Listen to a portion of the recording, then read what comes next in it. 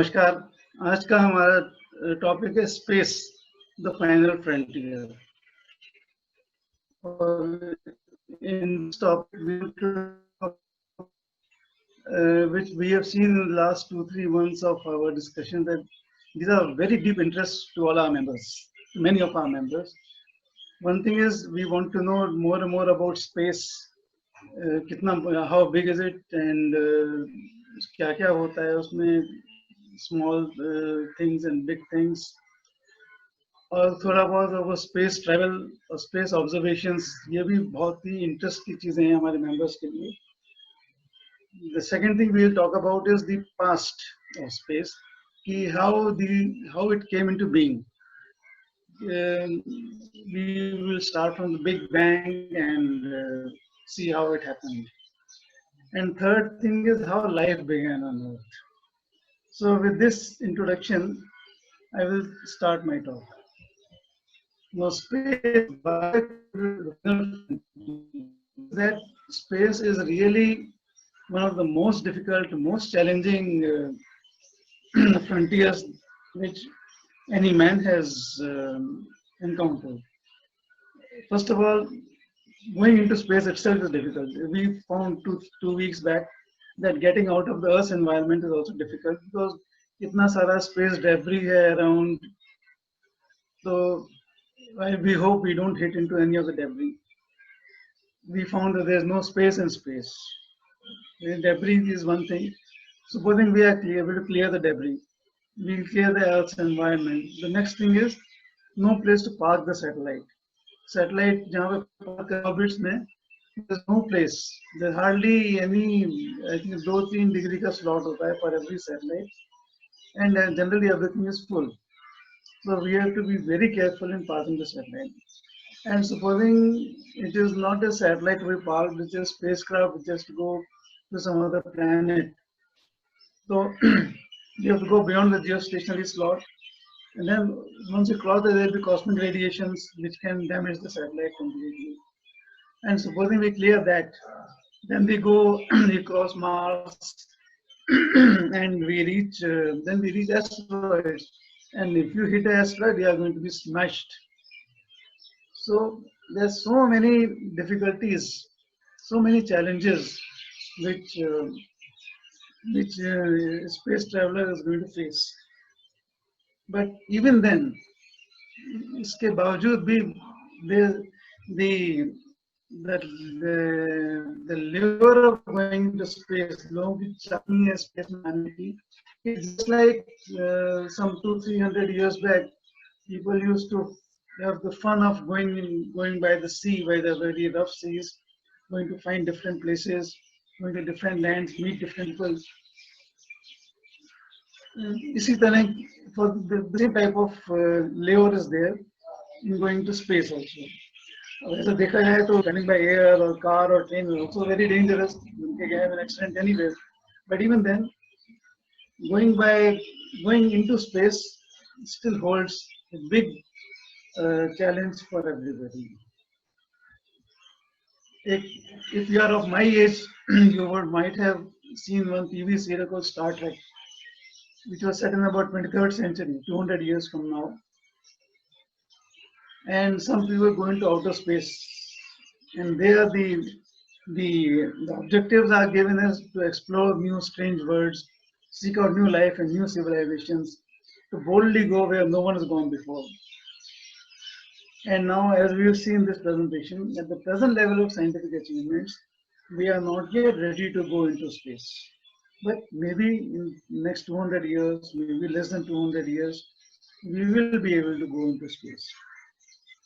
But today, we are definitely in a very good position to study the universe by means of telescopes and by means of various instruments. We are able to study the universe, we will study our own galaxy, our own solar system, and the birds, if there is life beyond our galaxy. There's so many things which we can study right now. Okay, so let us start our discussion on space. Now, as per the Hindu philosophy, we are all composed of 5 things, पंचभूत जिन्हें कहते हैं. They are the Prithvi, Jal, Vayu, Akash, Agni.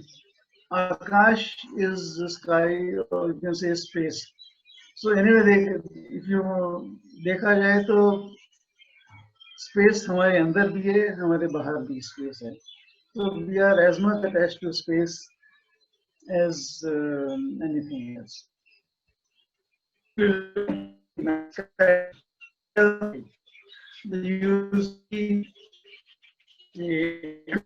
see matter, which matter basically means it is all the stars and comets and all these things. And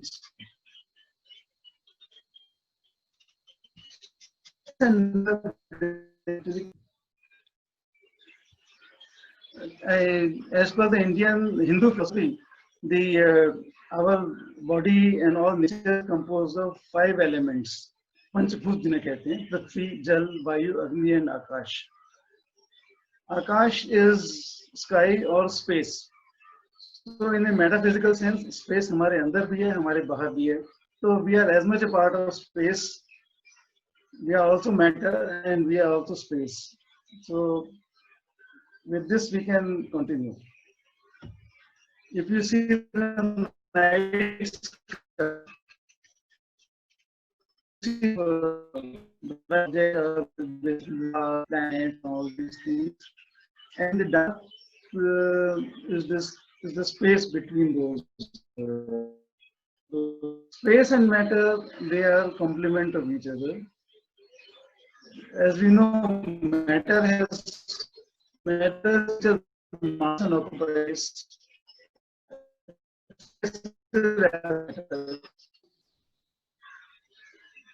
Yeah, so we can start. Okay, now space and matter, they coexist in nature and they complement. Like matter we know as mass and occupies space. Space is something which is the absence of matter. So the two are, they always coexist with each other and they complement each other. Now, what do we see when we look at the sky? We see our own solar system constituted like sun, the planets, moon, comets, etc. Our own galaxy, Akash Ganga, the Milky Way. Some heavenly objects that are not easily visible, like comets, the faraway galaxies. They are not easily visible, but with the telescope we can see that. Cosmic dust, which obviously we cannot see, and intervening space between all these objects. Now, if you see, this is a photograph of the Milky Way. You can see it is something like, it's our galaxy. It's called Milky Way, Akash Ganga. It looks like a whirl, a spiraling thing. And if you look at the arrow, it points at a very small point in our galaxy, and this is one of the spiraling arms, is known as Orion's Pearl. And this Orion's Pearl, there's a small speck which is supposed to be our solar system. Now you may feel surprised that our solar system is so huge, and it is just a small speck in the Orion's Pearl, which is a small part of the galaxy. That will become clear as we go through this presentation. Now, how vast? Obviously, it is obvious. Space is very vast. लेकिन कितना vast है? So that we'll discuss now. Now, within the solar system, we measure distances in kilometers and a unit called astronomical unit, AU. AU is the distance between Sun and Earth, that is about 150 million kilometers. With that, if we see, Earth to Moon is 0.002 astronomical units. Earth to Sun obviously is 1 astronomical unit, that's how it is defined.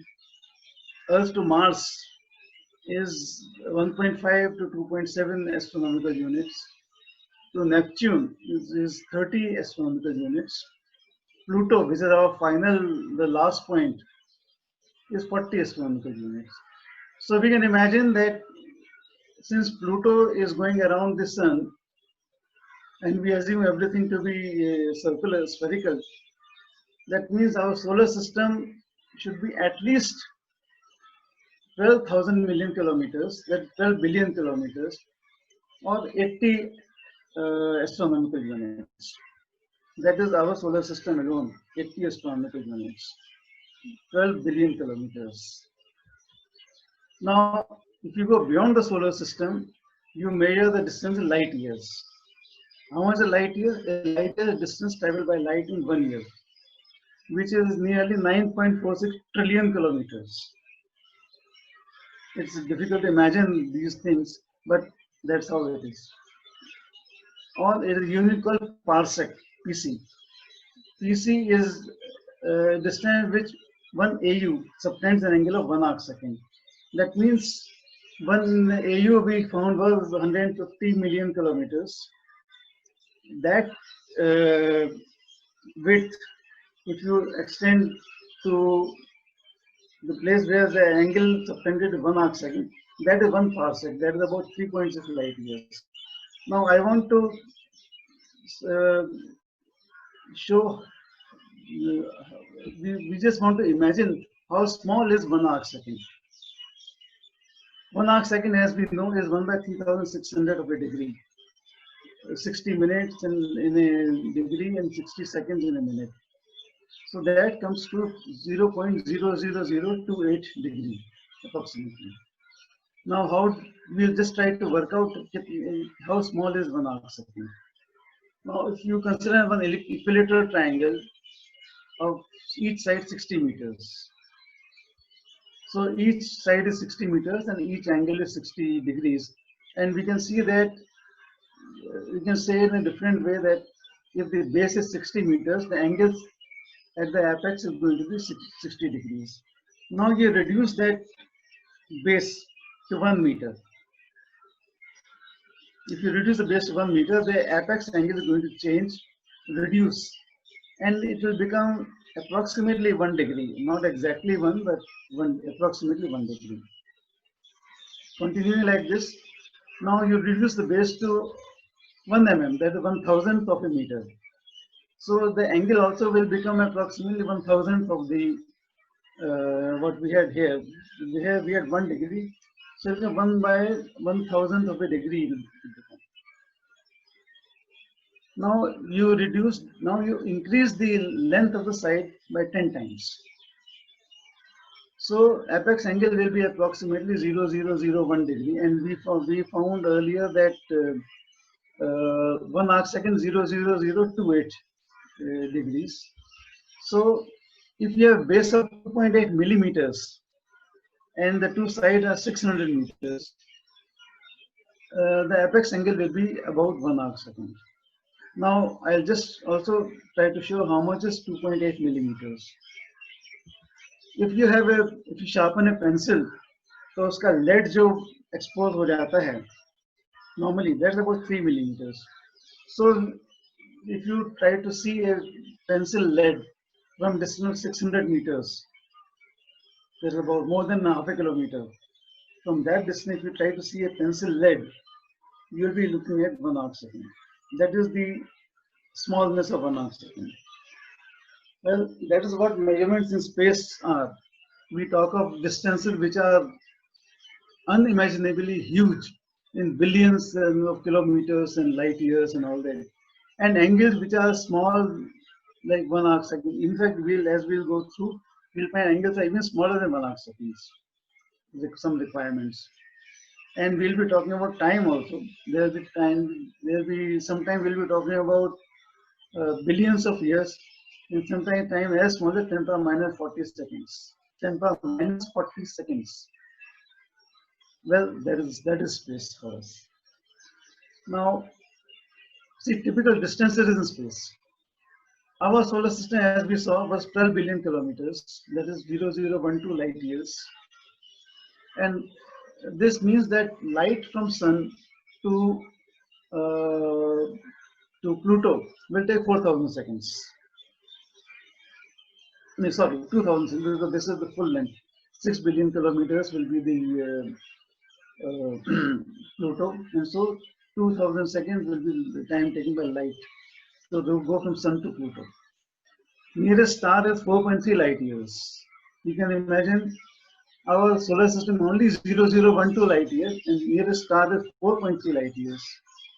The brightest star Sirius in our sky is 8.6 light years. Known habitable planet HD 10,700. That number HD 10700 is 10.9 light years. Milky Way center is 26,000 light years from us. And Milky Way end to end 100,000 light years, 1 lakh light years. So that is why you see in 100,000 light years, what is 0012 light years? That is only that one small speck. The small speck in a distance of 100,000 light years. That's what our solar system is. Insignificant thing compared to the solar system. Sorry, Milky Way. After that, we have the Andromeda galaxy, which is 2.5 million light years.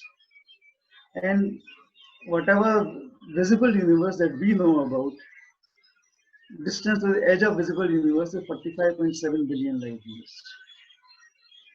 And if we assume ourselves to be the center of the universe, but we may not be in the center, we may be somewhere on one side, rightly or wrongly. Suppose we assume ourselves to be in the center, the known universe will be more about double of 45.7. You can say 90 to 100 billion light years and 100 billion light years.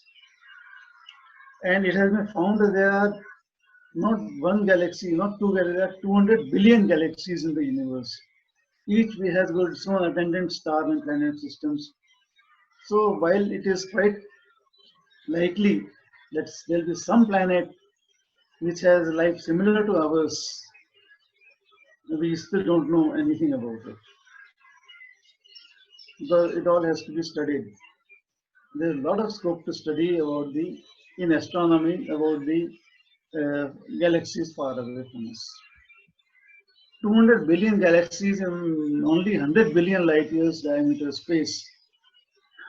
There is really no space in space. Okay, now we'll digress a little bit and talk about the topic which everybody likes to talk about, space travel. Can we travel in space? Space, I obviously mean go beyond our solar system into various various parts of our own galaxy and beyond the galaxy.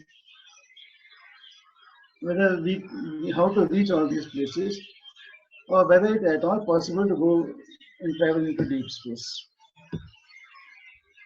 Now, in space travel, there are primary requirements of life support. During flight, as well as after reaching the destination, you need life support in terms of ambient temperature, air for breathing, protective clothing. Protective clothing is required not only in the space vehicle, but also when you get down and go somewhere. Suppose there is incorrect type of atmosphere, then you need to have air. Protective clothing like space suits are required everywhere, and food for sustenance. These are to be ensured. Besides all the spacecraft also has to be 100% reliable. We should not have any vibration and shock which could damage the astronauts. The second thing is the speed of travel. We have seen when we sent our vehicle to Mangal to Mars, it took 8 to 10 months. Now Mars is only the next planet. When you go to Jupiter, it may take some 3 or 4 years. You go to Saturn, it may take 10 years. I don't know about that, but maybe about 10 years. So if you go beyond our solar system, it may take as much as 30, 40 years. That is difficult to imagine. A trip outside the solar system may take longer than one lifetime, unless we are able to travel much faster than the speed of light. Say 1,000 times faster, even more than 1,000 times faster. Even then, going billions of light years is going to be a tough task. Another factor is that when we travel at speeds close to light, like speed of light, then relativity comes into operation, and there's a time transformation, there's a mass transformation, all sort of transformations take place.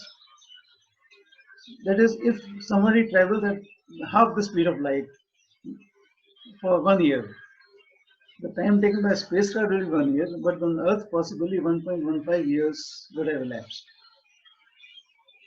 And once you reach there, then you try to communicate with the Earth, then that communication will also take 1 year each way. If you want to reach Alpha Centauri, which is 4.3 light years away, that's the nearest star to our solar system, at half the speed of light, it will take us double of 4.3, 8.6 years to reach. But on Earth, 9.89 years would have possibly elapsed.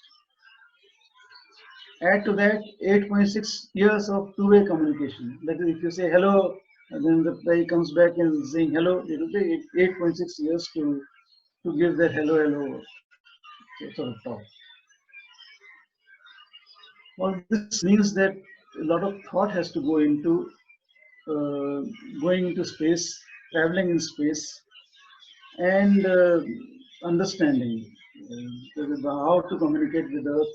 Is there a better way of communicating with Earth than through this radio talk and all that? So all that also is going to require a lot of work. So as I said, with the current level of technology, it does not appear to be possible to travel into deep space in a single lifetime. But it is very much possible to observe the space, observe and study the various constituents of the space, like planets, stars, galaxies, black holes, and so many other things which are there in the universe. So now again we are going to digress a little bit and talk about instruments which used to view the space. That are various types of telescopes. Now, the simplest possible telescope, as most of us know, has got two lenses, an objective lens which will collect the light from the object, the star or whatever, and focuses and bring it to the inside the telescope. And from there, there's an eyepiece which will magnify this and give it to the eye. This is called refracting type of telescope because we've got two lenses.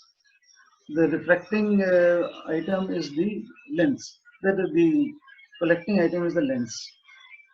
Now, but with this itself, you can imagine how many things we scientists have been able to discover in our solar system.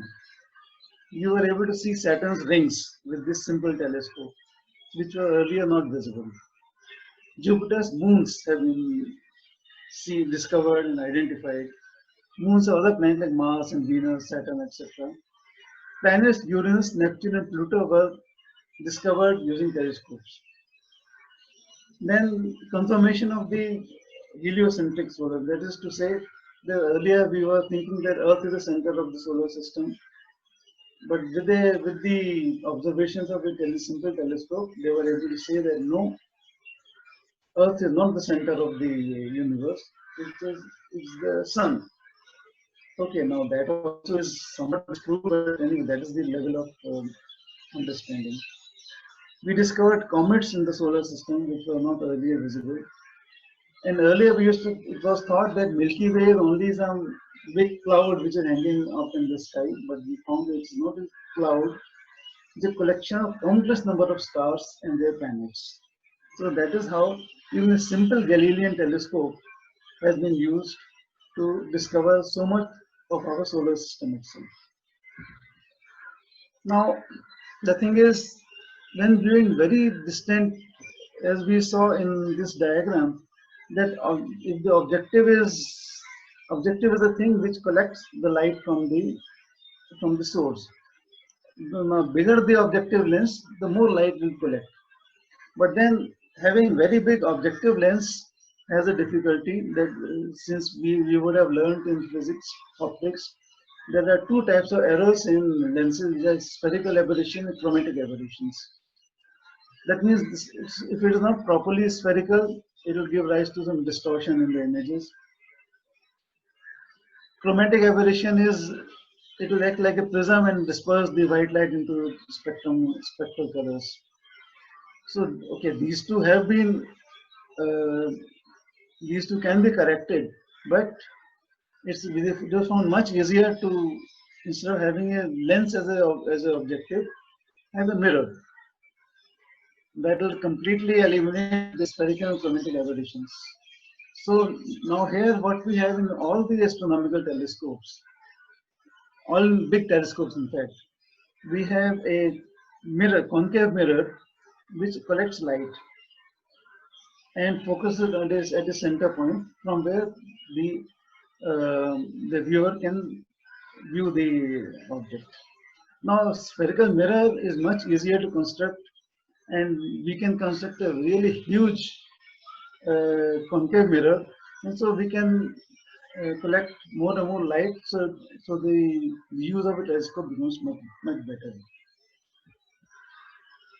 This is what I have been saying. Now, with this sort of telescope, now another thing which happens is when you are viewing distant objects, then and the light from those stars and all has to come through our atmosphere.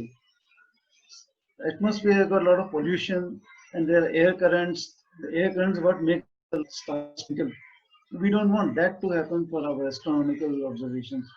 So what is done is all these astronomical observatories are made on the top of high mountains, so that there is less air current and there is less air pollution in those areas. So in India itself, there is a Hanley Observatory in Leh, in Ladakh. Then there are observatories in Kodaikanal, Nainital, Nilgiri. Then in Switzerland, there is Jungfrau and in Geneva and so many other places in Switzerland are there. Mount Wilson, Mount Palomar in USA, and many other observatories all around the world. They are all placed in mountain ranges on top of various mountains, and a lot of observations have been done with that. And interestingly, there is, if you include radio telescopes also in the list, there is a GMRT, Giant Meter Wave Radio Telescope, right here in Narayanagaon near Pune, and that is operated by IUCA. There is the Inter-University Center for Astronomy and Astrophysics and National Center for Radio Astrophysics in the University of Pune. Now the thing is, when even this level of clarity and resolution is not enough, then the next alternative is to take a telescope into space as a satellite and use that to make observations. So with that thought in mind, the Hubble Space Telescope was created. It is named after the astronomer Edwin Hubble, and we'll talk about it slightly. This is what the Hubble Space Telescope looks like. A lot of instrumentation, a big mirror, and all those things are there. Big solar panels. It was launched in 1990 on Space Shuttle Discovery. It is as big as a city bus. You can imagine how big a Volvo bus is, as big as that. The mirror is about 2.4 meters diameter. It observes the universe in ultraviolet, visible, and near infrared regions of the spectrum. And as a satellite, it goes around the Earth in near circular orbit, 540 by 537 kilometers. The orbital period is 95 minutes. Source of power is solar power with battery backup. It was more than 11,000 kg when it was launched. And it's going to be operational till 2030 or 2040. It was launched in 1990, so about 50 years time is given to it. It's not that it's going to go bad after that, but technology would have changed, and already there's a plan to replace it with a better telescope. We'll talk about that also. Now imagine its sensitivity, and then you can imagine what the sensitivity of the new telescope is going to be. In this telescope, sensitivity is so high that the brightness of a butterfly, you can see Jugnu ki brightness ka ek koi object ho at the distance of 7,000 kilometers, it can locate that and lock onto it. Accuracy of the Hubble telescope is so high, then it can go on continue to point at that target without deviating more than 7 by 1,000 of an arc second. We saw earlier how small one arc second was. Now this is 7 by 1,000th of that that angle. With that pointing accuracy, it can point at an object. It's like shining a laser beam on a pinhead at from distance of 300 kilometers. These numbers have been either calculated or taken from the net, so I can vouch for them. Now, this sensitivity accuracy is not on something which is sitting at a single place on Earth, grouted to by the concrete. No, it is this sensitivity accuracy is on an object, on a telescope which is rotating around the Earth at 30,000 kilometers per hour. And with that speed of movement of this telescope, we are able to get this sensitivity and pointing accuracy. And the next telescope, JWST, James Webb Space Telescope, is going to be better than that. Great. I just said great. It will be launched next year. It will, for some time, to supplement the Hubble telescope, and finally it will replace it. Now, what did we find with the Hubble Space Telescope? It proved the existence of black holes. We'll come to that at a later part. It proved the existence of dark matter, matter that is so dense that it does not allow even light to escape from it. And so we cannot see that object from a telescope, but we can observe it by other light from other sources, which gets deflected because of this dark matter. And this also proved the Einstein's general theory of relativity. It gave a visible proof of the theory of relativity. It discovered numerous galaxies, just like our own Milky Way in the universe. That's how the number 200 billion came, of galaxies. And the one more important thing which it discovered was that the galaxies are not just there; they are flying away from each other, and not just flying away, but accelerating away from each other, as if there is a force of repulsion between all of them. Then it was used for study of the other planets other than out of our own Milky Way, and discovered 5 moons of Pluto. So it has done a lot of astronomical observations, discoveries, and it is still doing. It will continue to do till another 20 years. You can see the popular stars and their distances from the pole star is 430 light years away from us. Sirius, we talked about the brightest star in our sky, 8.58 light years. Alpha Centauri we saw 4.3. Tau Ceti is 12 light years. Betelgeuse is 650 light years. Rigel is in the Orion constellation is 770 light years. Orion is our Orion spur. Vega is 25 light years. Antaeus is by 600 light years. So we see while we see all these stars around us, it's good to know how far they are from us. Okay, now having talked about the stars and all that, other galaxies, let us come back to our own solar system. In our solar system, we have our own star, which is the sun, and 9 planets. It used to be 9, but now they say Pluto is not a planet. So 8. And there are various moons, comets, everything else. And we must say it is the most wonderful place in the universe. Basically, it's our home. That's how it's the most wonderful place. Our sun, astronomically, it's called a white dwarf, a hot ball of glowing gases. It continuously generates all the energy required to sustain life on Earth. And it does through nuclear fusion reactions, converting hydrogen to helium. Its gravity holds the complete solar system together. Now, this view has not been there all the time. Till about 400 years back, the view was different. Maybe 500 years back. In the early days, before that, the view of the universe was totally different. It was the Earth-centric universe. The view was the Earth is the center of the universe, and all heavenly bodies revolve around it, including the sun. And that's how day and night are caused. The sky is divided into 8 hollow spheres, with Earth at the center. The 8 spheres contain the Moon, Sun, Venus, Mars, Mercury, Jupiter, Saturn, and all the stars. These spheres rotate around the Earth, causing the heavenly bodies to appear to be rotating around the Earth. You can imagine this is what it looked like. The Earth is in the center. Then there's a Moon, there's Sun, there's Mercury, Venus, Mars, Jupiter, Saturn, and so you should see that these are the things which were visible to all the observers with the naked eye, without the use of any telescopes, because there were no telescopes. But once the telescopes were invented, then obviously the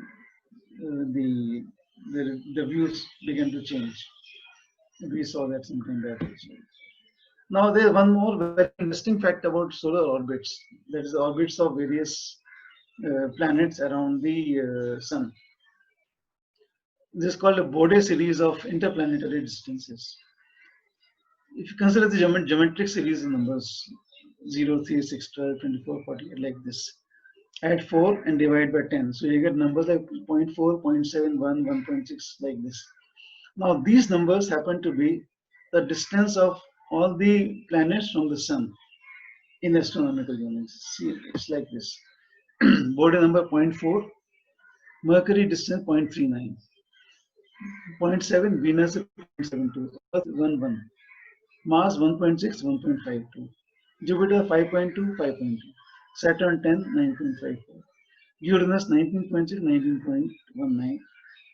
Neptune and Pluto are somewhat away. Now this table shows 3 things. First of all, the sun and all the inner planets, that is the Mercury, Venus, Earth, Mars, they follow a mathematical progression. There's a gap for the Bode number 2.8. For 2.8, we could not find anything, but that number is there. So this led to discovery of asteroids, which is thought that it was supposed to be a planet which somehow did not become a single mass and remained fragmented into small pieces. And obviously, since people could never see any of these asteroids, they never thought of any asteroids. But when this Bode series came, then they looked for something in that space using telescopes, and they found a series of asteroids.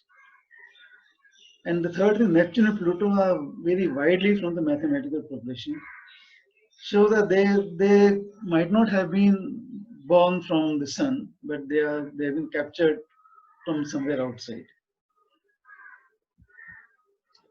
Okay, now we'll go to the next topic, which is about the origin of the universe.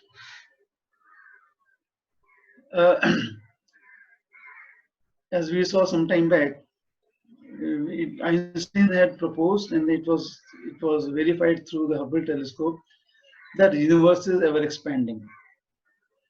And this was corroborated at Edwin Hubble, which observed through that the universe is all expanding. All these distant galaxies are moving away from each other, and the speed of the movement is proportional to the distance between them. So as they move away from each other, the distance increases, and so the speed of the movement also increases, which is why I said that they are accelerating away from each other. Now this meant that at some point of time in the past, they were getting closer like that. So much so that at some point of time they must have been a very small point. First of all, it means that there's some for the person that's causing galaxies to move away. It also means some point of time all galaxies must be very close to each other. They must have all been a single entity, a single point in space, like a black hole. Then something happened, some event occurred which causes all the mass to start moving outwards, and that was the instant of the Big Bang. There's not much way to prove anything at that time. What was this condition before the Big Bang? Because the laws of physics and cosmology did not apply.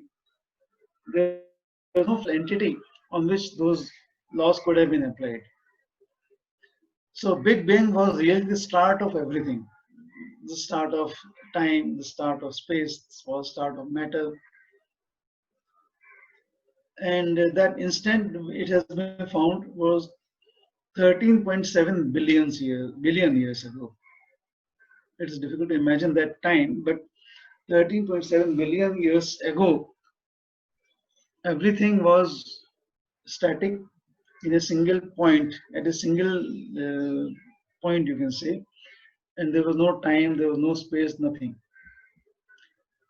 Now, this Big Bang theory is the most modern theory of evolution of the universe. What does this theory propose?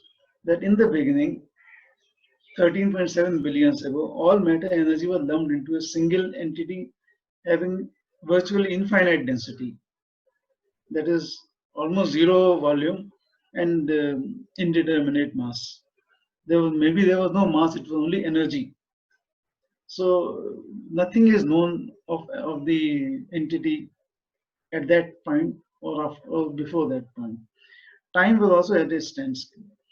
The entity has a size of 10 power minus 33 centimeters. Now it is smaller, the 10 power minus 33 centimeters is smaller than any subatomic particle that has yet been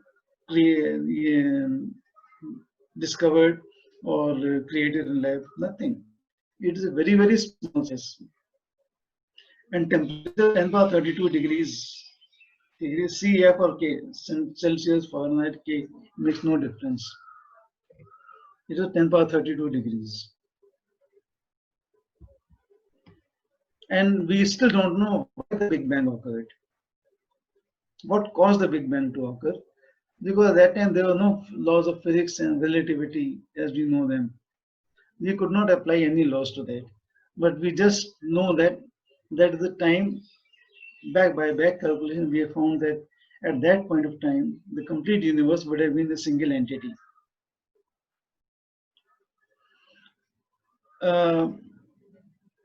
There was a lot of dark energy which caused this entity, we don't know what to call it, to start inflating, causing it to burst, and thereby causing its constituents to start flowing outwards. And that time we say is from 0 to 10 power minus 43 seconds. There is one theory which says that there are 4 nuclear forces: electromagnetic, gravity, nuclear, and weak interactive. They were all in a balance in the entity. So because of the balance, everything was held in as a one unit. At 10 power minus 43 seconds, the gravity force left the balance. We don't know why. At 10 power minus 37, the nuclear force left the balance. So only thing remaining was electromagnetic and weak interactive. And so with this balance was got disturbed. So and the entity started expanding by itself. And that from microscopic size of how much was that?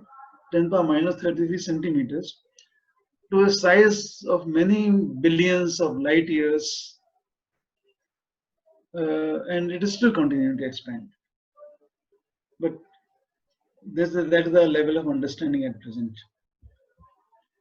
The constituents of that entity principally energy only. There was no matter, there was no material in that. It was only energy. It starts flowing outwards. What's the time? 10 power minus 37 second. It starts flowing outward at extremely high speeds, maybe close to, maybe exceeding the speed of light. Because Einstein's relativity also cannot apply to that entity.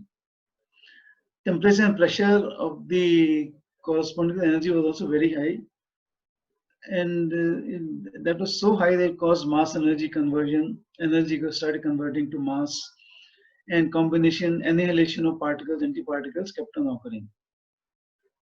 You can imagine the next event is 10 power minus 11 seconds after the Big Bang. 10 power minus 11 seconds. The expansion rate came down and the situation became slightly better.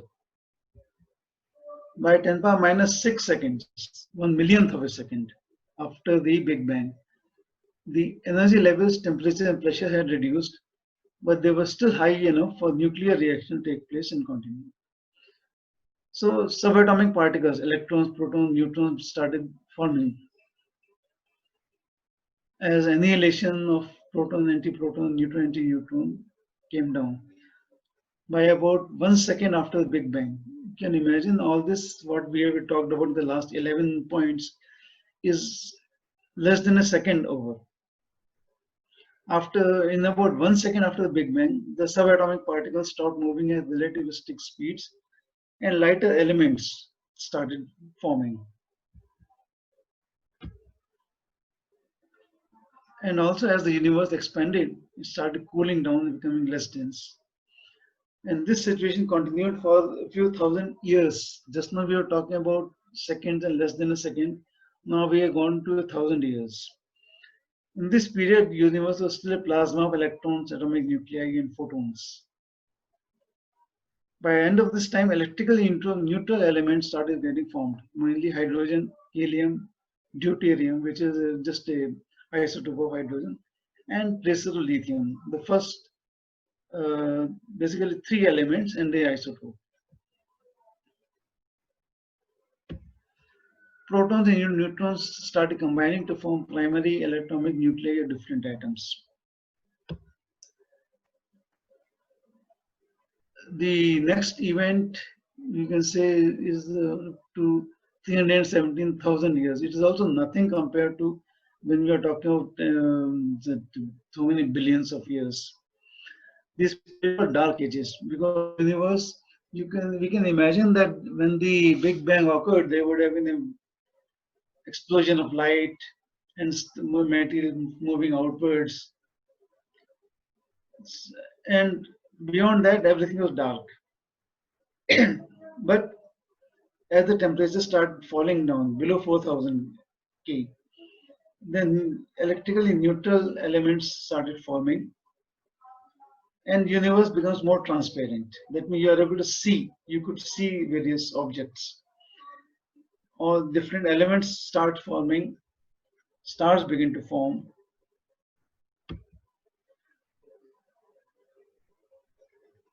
Then as the temperatures fell to about 4,000 K, this already we have said. Galaxies, obviously as the things flow outwards, the temperatures reduce, galaxies start forming, matter density fell below the dark energy density, so universe began to accelerate outwards. Solar system started forming, and first signs of life began to appear. Now, from the present time to the future, solar system forms, then first signs of life appear, then now I will come to the remaining part in a slightly later thing. But after around 100 billion years, this is called a stelliferous area. This will end. The stars will begin to die. And again, the matter may evaporate into black energy, or the universe may collapse into a. That's not going to happen tomorrow or the day after. It will take much beyond, maybe 100 billion years from now.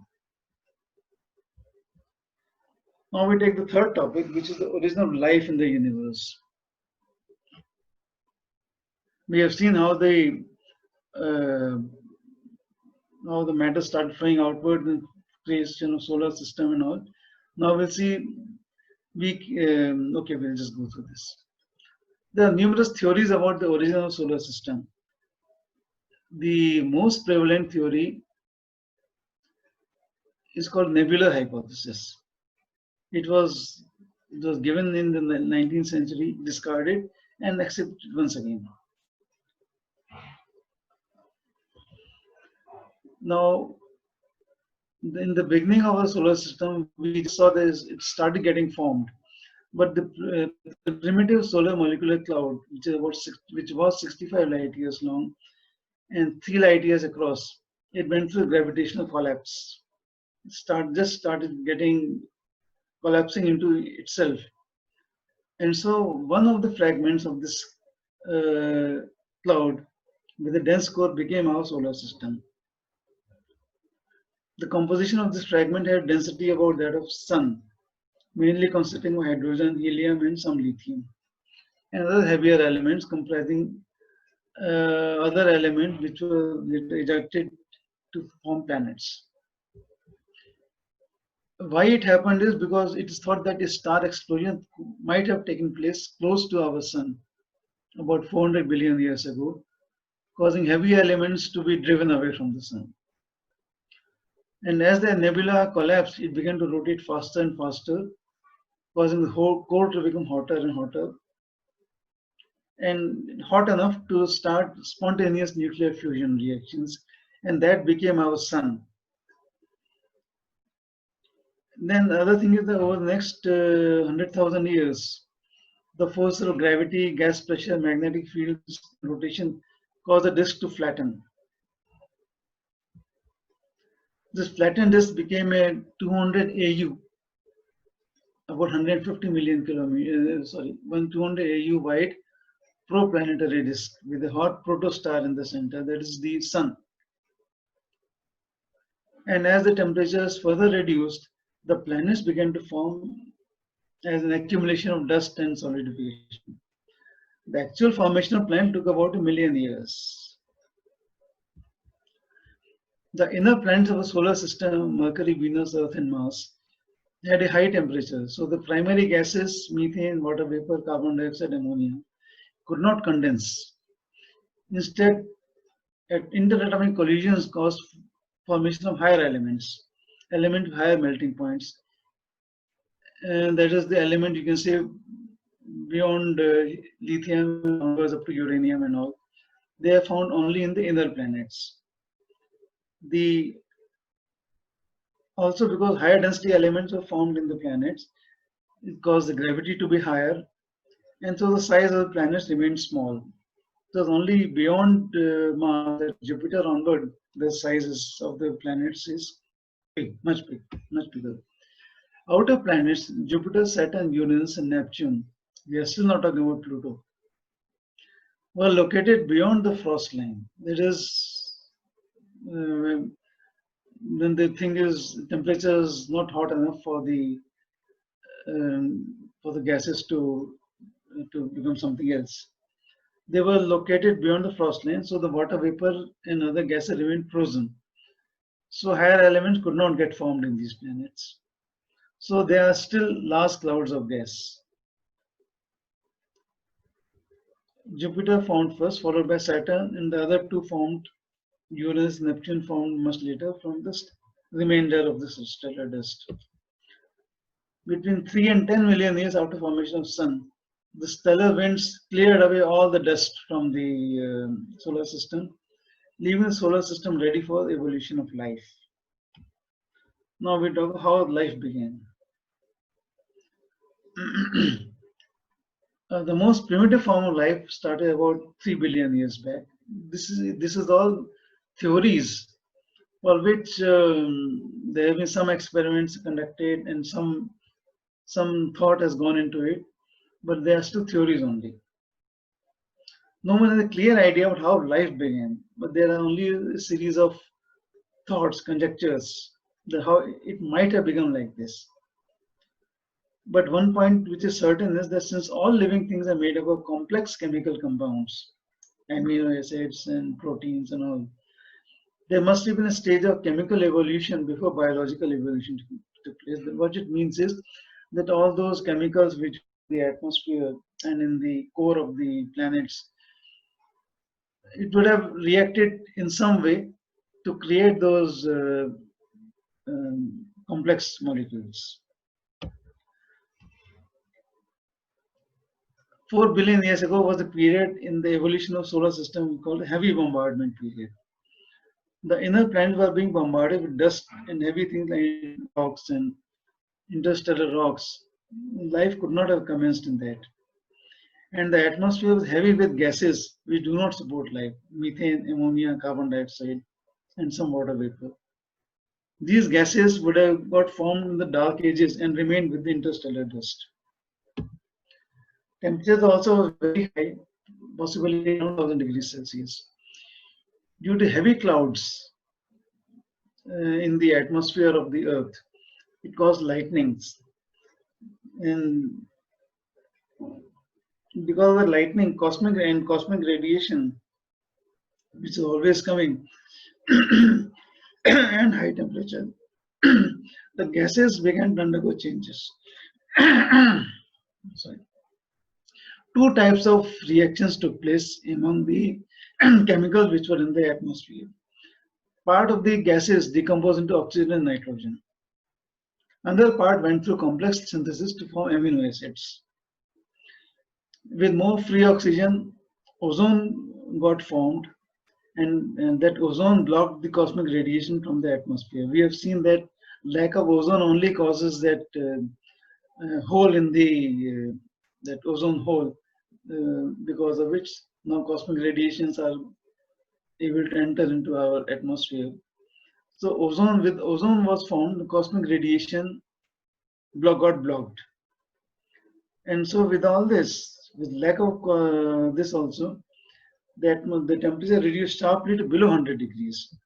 And when temperature went below 100 degrees, all the water vapor condensed to form liquid water, forming seas and rivers and all that.